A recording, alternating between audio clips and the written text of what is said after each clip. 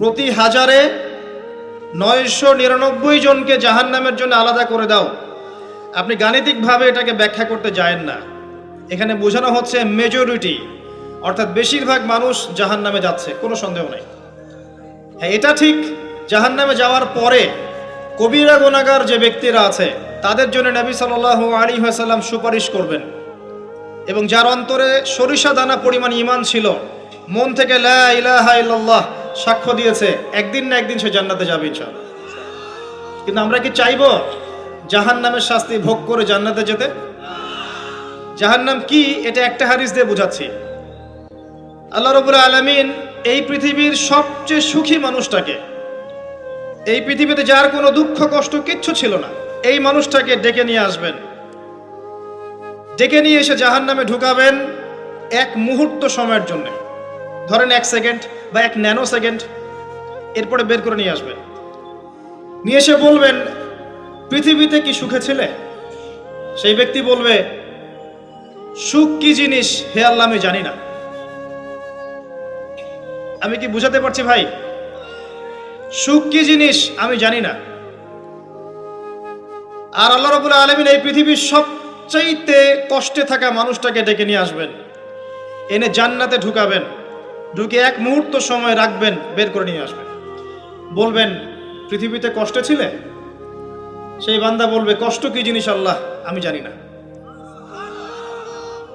এটাই সেই আয়াতের ব্যাখ্যা বলা যায়। আল্লাহ পাক বলেছেন, কুল্লু নাফসিন যায়িকাতুল মাউত, প্রত্যেকটা নফস বা আত্মা মৃত্যুর স্বাদ গ্রহণ করবে। ফাইন্নামা তুওয়াফাউনা উজুরাকুম ইয়াওমাল কিয়ামাহ, কিয়ামতের মাঠে তোমাদের পূর্ণ প্রতিদান দেয়া হবে। ওই দিন ফামান যুহজিহা আনিন নার ওয়া উদখিলাল জান্নাহ ফাকাদ ফাজ, সেদিন যাকে আল্লাহ পাক জাহান্নাম থেকে বাঁচাবেন, জান্নাতে প্রবেশ করাবেন, একমাত্র সে ব্যক্তি সফল, আর কেউ সফল না। এই আয়াতটা হচ্ছে দ্য ডেফিনেশন অফ সাকসেস, যার পিছনে আমরা ছুটছি। আমরা সাফল্যের পিছনে ছুটি না। সফল হতে হবে, নিজের পায়ে দাঁড়াতে হবে, টাকা পয়সা করতে হবে, বাড়ি গাড়ি করতে হবে, ব্যাংক ব্যালেন্স করতে হবে, জমি জমা করতে হবে, একটা সুন্দরী গার্লফ্রেন্ড চাই, একটা স্ত্রী চাই, তাই না? আমরা সাফল্যের পিছনে ছুটতে চাই, আর আমাদেরকে বস্তুবাদী দর্শন শেখায় এগুলোই সাফল্যের মানদণ্ড। তা আল্লাহ পাক এখানে বলছেন, যাকে জাহান্নাম থেকে বাঁচানো হবে আর জান্নাতে প্রবেশ করানো হবে, এই ব্যক্তি ছাড়া কেউ সফল না। পৃথিবীতে আপনি অনেক বড় নেতা হতে পারেন, ইভেন অনেক বড় আলেমও হতে পারেন, অনেক বড় পলিটিশিয়ান হতে পারেন, অনেক বড় প্রশাসনের কর্মকর্তা হতে পারেন, অনেক বড় ইকোনমিক্স হতে পারেন, কলামিস্ট হতে পারেন, বুদ্ধিজীবী হতে পারেন, হাফেজ হতে পারেন, হুএভার ইউ আর, যদি কিয়ামতের মাঠে আপনি জান্নাতে যেতে না পারেন, আপনি সফল না। আর পৃথিবীতে যে মানুষ মুদির দোকান করছে, ভ্যান চালাচ্ছে, রিক্সা চালাচ্ছে, বারবার সেলুনে কাজ করে, কৃষক কৃষি কাজ করে, যাদেরকে মানুষ চেনেও না, ঈমান আছে, 5 ওয়াক্ত নামাজ পড়ে, ছেঁড়া কাপড় পরে থাকে, এত মান মর্যাদা নাই, ভাইরাল না, মানুষ চিনে না, গভীর রাত্রে তাহাজ্জুদ পড়ে, দেখবেন এই ব্যক্তি যদি কিয়ামতের মাঠে জান্নাতে চলে যায়, এই ব্যক্তি আমার চেয়ে সফল, কোনো সন্দেহ নাই। তা আমাদের দৃষ্টিভঙ্গি আগে চেঞ্জ করতে হবে, দুনিয়ামুখী দৃষ্টিভঙ্গি ত্যাগ করতে হবে, পরকালমুখী দৃষ্টিভঙ্গি দরকার। নবী সাল্লাল্লাহু আলাইহি ওয়াসাল্লাম সাহাবায়ে কেরামের ভিতরে এই পরিবর্তন নিয়ে এসেছিলেন, তাদেরকে আল্লাহমুখী করেছেন, আল্লাহমুখী। যখন তারা আল্লাহমুখী হয়ে গেছেন, তখন দুনিয়া তাদের কাছে তুচ্ছ হয়ে গেছে। দুনিয়ার কষ্ট সহ্য করে নিয়েছেন, দুনিয়ার ভোগ বিলাস ত্যাগ করে দিয়েছেন, দুনিয়াকে সর্বোচ্চ প্রাধান্য দেননি, হাজত বা প্রয়োজন মনে করেছেন। দুনিয়ার সব কাজ করেছেন শুধু আল্লাহ সন্তুষ্টির জন্য। এবং আমি অনেক লেকচারে এটাও বলেছি যে আপনি দুনিয়ার প্রতিটা কাজ আল্লাহ সন্তুষ্টির জন্যই করেন, কারো কাছে কিছু পাওয়ার আশায় করেন না। যদি কারো কাছে প্রতিদান পাওয়ার আশায় দুনিয়ার কাজগুলো করেন, আপনি কষ্ট পাবেন। কারো কাছে আশা করেন না, আল্লাহর কাছে আশা করেন প্রতিদান, আপনি কষ্ট পাবেন না ইনশাআল্লাহ। কারণ আল্লাহ ছাড়া প্রকৃত অর্থে আমাদের আপন বলে কেউ নাই। শুধুমাত্র আল্লাহই আপনার আপন, বাকিরা আপনার প্রয়োজন। মানুষ মানুষকে ভালোবাসতে পারে না, মানুষ মানুষের অবস্থানকে ভালোবাসে। এটা আপনারা হারে হারে ফিল করবেন যত দিন যাবে দেখবেন এটা আখিরুজ জামান, শেষ জামানা চলছে। এখন ফিতনাগুলো এমন ভাবে পড়তে থাকবে যেন একটা মালা ছিঁড়ে দিলে পুঁথিগুলো যেমন টপ টপ করে পড়ে যায়, এইভাবে ফিতনাগুলো আসতে থাকবে। ওই হাদিসের দিকে আসেন। নবী সাল্লাল্লাহু আলাইহি ওয়াসাল্লাম বলছেন, আদম আলাইহিস সালামকে ডেকে আনা হবে, বলা হবে তোমার সন্তানদের মধ্য থেকে জাহান্নামীদেরকে আলাদা করে দাও। আল্লাহ পাক বলবেন প্রতি 1999 জনকে আলাদা করে দাও, একজন জান্নাতে যাচ্ছে প্রতি 1000-এ। কিন্তু listen to me very carefully, কিন্তু আল্লাহ পাক সূরা নিসা একটা কথা বলেছেন, ইন্নাল্লাহা লা ইয়াগফিরু আন ইউশরাকা বিহি ওয়া ইয়াগফিরু মা দুনা যালিকা লিমান ইয়াশা। আল্লাহ রাব্বুল আলামিন তার সাথে শিরকের গুনাহ ছাড়া অন্য যে কোনো গুনাহ যাকে ইচ্ছা মাফ করতে পারেন। যে কোনো গুনাহ আল্লাহ পাক মাফ করতে পারেন শিরকের গুনাহ ছাড়া। আরেকটা গুনাহ আল্লাহ পাক ক্ষমা করবেন না, সেটা হচ্ছে বান্দার হক। বান্দার সাথে সম্পৃক্ত, কারো টাকা চুরি করেছেন, কারো জমি আত্মসাৎ করেছেন, কাউকে গালি দিয়েছেন, কারো প্রতি জুলুম করেছেন, কাউকে অন্যায়ভাবে মেরেছেন, ছিনতাই করেছেন, ইত্যাদি ইত্যাদি, যেটা অন্যের হকের সাথে সম্পৃক্ত। ধর্ষণ করেছেন, মানুষের সম্মানহানি করেছেন, কাউকে নিষ্পাপ কাউকে বিতর্কিত করেছেন, ইত্যাদি। এই যে মানুষের সাথে জড়িত হক, এটা আল্লাহর কাছে মাফ নেওয়া যাবে না। কাবা ঘরের গেলাফ ধরে কানলেও কোনো লাভ নাই, ওই বান্দার কাছে গিয়ে ক্ষমা নিতে হবে। ভাই আমি আপনাকে গালি দিয়েছি, মাফ করে দেন। ভাই আমি তোমার টাকা চুরি করেছিলাম, এই নাও ফেরত নাও। বোন তোমার সম্পত্তি আমি দেই নাই, নিয়ে নাও। প্রতিবেশী তোমার জমি আমি নিয়েছি, নিয়ে নাও। এটা দুনিয়াতে করতে হবে। অন্যথায় পরকালে দেখবেন যে মানুষের সাথে জড়িত হকের জন্য মানুষটা দাঁড়িয়ে আছে। একজন ব্যক্তি উঠেছে, নামাজ রোজা হজ যাকাত সব নেকি নিয়ে উঠেছে। ওঠার পরে দেখছে সামনে অনেক মানুষ দাঁড়িয়ে আছে। কি জন্য দাঁড়িয়ে আছে? কারো টাকা নিয়ে শোধ করে নাই, কাউকে গালি দিয়েছে, কারো প্রতি জুলুম করেছে, কারো প্রতি অন্যায় করেছে, এরা দাঁড়িয়ে আছে, হক চাচ্ছে। তখন কিভাবে শোধ করবে? আল্লাহ পাক বলবেন তোমার নেকি ওদেরকে দিয়ে দাও। তখন শেয়ার রেটের মাধ্যমে নেকি চলে যাবে। কথা বুঝতে পারছেন? তখন আরো অত্যাধুনিক প্রযুক্তি থাকবে, নেকি কনভার্ট। আর নেকি দিতে দিতে যদি নেকি শেষ হয়ে যায়, তখন ওই ব্যক্তিদের গুনাহ তার আমল নামায় চলে আসবে। তারপর ওই ব্যক্তিরা জান্নাতে যাবে, এই ব্যক্তি জাহান্নামে যাবে। অতএব দুনিয়াতে মানুষের সাথে জড়িত কোনো হক রাখেন না। আল্লাহ পাক বলছেন শিরকের গুনাহ ছাড়া আল্লাহ যে কোনো গুনাহ মাফ করতে পারেন। আর এই যে কুফরি এবং মানুষের সাথে জড়িত হক, আল্লাহ মাফ করবেন না। এখন আল্লাহ যদি শিরকের গুনাহ ছাড়া সব গুনাহ মাফ করতে পারেন, আর আল্লাহ পাক তো ওয়াদা করেছেন নবী সাল্লাল্লাহু আলাইহি ওয়াসাল্লামকে মেরাজের রাতে, যে তোমার উম্মতের যে কোনো ব্যক্তি যদি শিরক না করে আমার সামনে হাজির হয়, আমি তাকে মাফ করব। একটা হাদিসে কুদসির মধ্যে এটাও আছে, হে আদম সন্তান, তুমি যদি আসমান এবং জমিন সমপরিমাণ গুনাহ নিয়ে আমার সামনে দাঁড়াও, কিন্তু আমার সাথে কাউকে শরীক করনি, তাহলে আমি আল্লাহ তোমার সামনে আসমান জমিন সমান ক্ষমা নিয়ে দাঁড়াবো। আবার নবী সাল্লাল্লাহু আলাইহি ওয়াসাল্লাম সুপারিশ করবেন যার অন্তরে এক জাররা পরিমাণ ঈমান থাকবে, তারা জান্নাতে যাবে। তাহলে কি কারণে 1999 জন মানুষ জাহান্নামে যাবে?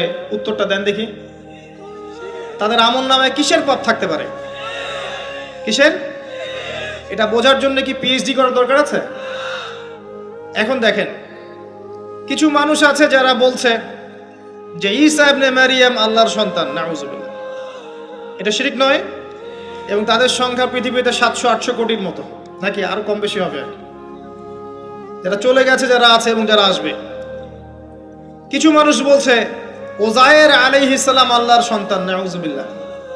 এরা হচ্ছে জিউস, যারা এখন প্যালেস্টাইন দখল করে আছে। আর এই কথা বলতে আমাদের বুকে ভয় থাকা উচিত নয় যে ওইটা আমাদের জমি, তাদের জমি নয়। ওখানকার ঘটনা হচ্ছে এমন, একটা উপমা দিয়ে বোঝানো যায়। মনে করেন আপনি আপনার ঘরে বসে আছেন, আপনার দরজায় একজন মেহমান এসেছে। মেহমান নক করছে, ঠক ঠক ঠক। ভাই আমাকে একটু হেল্প করেন, আমি খাইনি অনেক দিন, আমার কাপড় নাই, আমার খাবার নাই, আমার থাকার জায়গা নাই, একটু আশ্রয় দেন। আপনি মাশাআল্লাহ মুসলিম, দয়া পরবশ হয়ে দরজা খুলে দিলেন, তাকে ড্রয়িং রুমে বসালেন, সুন্দর করে খাওয়ালেন, কাপড় দিলেন, রেস্ট করার জায়গা দিলেন। এবার সে সেখানে থাকতে থাকতে পরিকল্পনা করলো যে আপনাকে আপনার বাসা থেকে বের করে দিবে। একদিন আপনাকে ঘাট ধরে আপনার বাসা থেকে বের করে দিল, দিয়ে দরজার ভিতর থেকে লাগিয়ে দিল। এখন দরজার বাইরে দাঁড়িয়ে আপনি নক করছেন, আমার ঘর আমাকে ফেরত দাও, আমার ঘর আমাকে ফেরত দাও। আর এই ব্যক্তি বলছে আপনি জঙ্গি, আপনি সন্ত্রাসী। এটা হচ্ছে সবচেয়ে সেরা উদাহরণ প্যালেস্টাইন এক্সাম্পলের। তো এরা বলছে ওজাইর আলাইহিস সালাম আল্লাহর সন্তান। একটা কথা আমি বলি, হতাশ হবেন না। ফেরাউন তার দলবল নিয়ে যখন লোহিত সাগরে ধাওয়া করছিল মুসা আলাইহিস সালামকে, আল্লাহ পাক কি করেছেন? আল্লাহ পাক সব সৈন্যকে আগে লোহিত সাগরে এনেছেন, আনার পরে মুসা আলাইহিস সালামকে পার করে দিয়েছেন। তারা যখন মাঝখানে এসেছে তখন আল্লাহ পাক ডুবিয়ে দিয়েছেন। ঠিক আছে, আল্লাহ পাক ঠিক একই কাজটা করবেন ইনশাআল্লাহ এই জেরুজালেমে ইনশাআল্লাহ তাআলা। সবাইকে এনেছেন আল্লাহ পাক পৃথিবীর বিভিন্ন জায়গা থেকে। একটা নির্দিষ্ট সময় পর্যন্ত ওরা বিশ্বকে রুল করবে সামনে, একটা নির্দিষ্ট সময় পর্যন্ত এরা বিশ্বকে শাসন করবে সামনে অচিরেই। কিন্তু এরপরে আল্লাহ রাব্বুল আলামিন ঈসা ইবনে মারিয়ামকে নামাবেন এবং তার হাতে তাদের নেতা মসিহুদ দাজ্জাল নিহত হবে ইনশাআল্লাহ তাআলা। এবং পুরো কমিউনিটি একসাথে কলাপস করে যাবে, পৃথিবী থেকে তার নাম অস্তিত্ব মুছে যাবে ইনশাআল্লাহ তাআলা। আল্লাহ পাক ওই লোহিত সাগরের সুন্নাহ এখানে অ্যাপ্লাই করবেন ইনশাআল্লাহ। আল্লাহ পাক এই কারণে একত্রিত করেছেন, এটা আল্লাহ পাকের স্টাইল সুন্নাহ। আসেন, এরা বলছে ওজাইর আলাইহিস সালাম আল্লাহর সন্তান। আবার দেখেন কিছু মানুষ বলছে আল্লাহকে পাওয়ার জন্য স্ট্যাচু ওয়ার্শিপ করা যায়, এরা হচ্ছে আল্লাহকে পাওয়ার মাধ্যম। কিছু মানুষ বলছে কবরে সেজদা করা যায়, কবরে শায়িত ব্যক্তি আল্লাহর কাছে সুপারিশ করবে। কিছু মানুষ বলছে আল্লাহ ছাড়া অন্য কারো কাছে দোয়া করা যায়, তিনি অনেক বুজুর্গ ব্যক্তি ছিলেন, আমার দোয়া পৌঁছে দিবেন আল্লাহ পর্যন্ত। কিছু মানুষ বলছে আল্লাহ ছাড়া অন্য কারো নামে নজর করা যায়, জবাই করা যায়, কসম করা যায়, ইত্যাদি ইত্যাদি। আর কিছু মানুষ আল্লাহর হালালকে হারাম করছে, আল্লাহর হারামকে হালাল করছে। কিছু মানুষ তাকদীরকে অস্বীকার করছে, ভাগ্যকে অস্বীকার করছে। কিছু মানুষ দুনিয়া নিয়ে এতই ব্যস্ত হয়ে আছে দিনের যাররা পরিমাণ ফিকির নাই। আবার কিছু মানুষ এই উম্মতের মধ্যে দাবি করছে মুহাম্মদ সাল্লাল্লাহু আলাইহি ওয়াসাল্লাম শেষ নবী নন, আরো নবী আসতে পারে, এবং তারা প্রকাশ্যে মাহফিল করারও চেষ্টা করছে এখন বাংলাদেশে। আবার কিছু মানুষ বলছে আমরা কোরআন মানি, হাদিস মানি না। এই যতগুলো কথা আমি বললাম এর প্রত্যেকটাই হচ্ছে শিরক। এই শিরকগুলো হয় তিন ভাবে: চিন্তায় শিরক হয়, কথায় শিরক হয় এবং কাজে শিরক হয়। চিন্তা, কাজ এবং কথা, আকীদায় শিরক থাকে, আমলে শিরক থাকে, আবার কথাতেও শিরক থাকে। এই শিরকের পাপের কারণে আল্লাহ রাব্বুল আলামিন বেশিরভাগ মানুষকে জাহান্নামে দিবেন, বলেন নাউযুবিল্লাহ। কিন্তু কারো আমলনামায় যদি শিরকের পাপ না থাকে, শিরক থেকে তওবা করে যে কোনো পাপ নিয়ে সে কবরে যায়, 99% সম্ভাবনা আছে এই মানুষকে আল্লাহ পাক মাফ করে দিবেন। তাহলে আমরা আজকে এতটুকু শিখলাম, প্রথমে সবচেয়ে বেশি কেয়ারফুল থাকতে হবে শিরকের ব্যাপারে, সবচেয়ে বেশি কেয়ারফুল থাকতে হবে শিরকের ব্যাপারে এবং বেদাআতের ব্যাপারে। এটা কি জিনিস? বেদাত হচ্ছে এমন জিনিস, মানে আমিলা আমালান লাইসা আলাইহি আমরুনা ফাহুয়া রাদ। নবী সাল্লাল্লাহু আলাইহি ওয়াসাল্লাম বলেছেন, কেউ যদি এমন কোনো কাজ করে ইসলামের মধ্যে যে কাজের পিছনে আমার কোনো দলিল নাই, প্রমাণ নাই, আমার পক্ষ থেকে কোনো আদেশ নাই বা নিষেধ নাই, কোনো হুজ্জত নাই, এটাই বেদাত, প্রত্যাখ্যাত।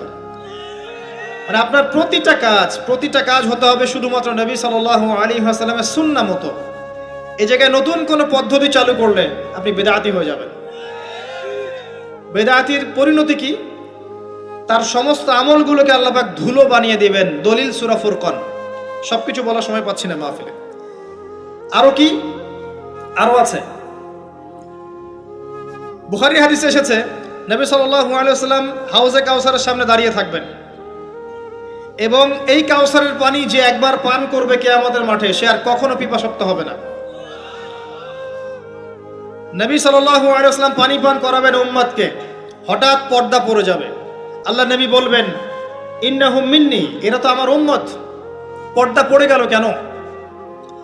তাকে জানানো হবে ইন্নাকা লা তাদরি মা আহদাসা বা'দাক, হে নবী আপনি জানেন না আপনার মৃত্যুর পর এরা আপনার শরীয়তের মধ্যে কত বেদাত চালু করেছিল।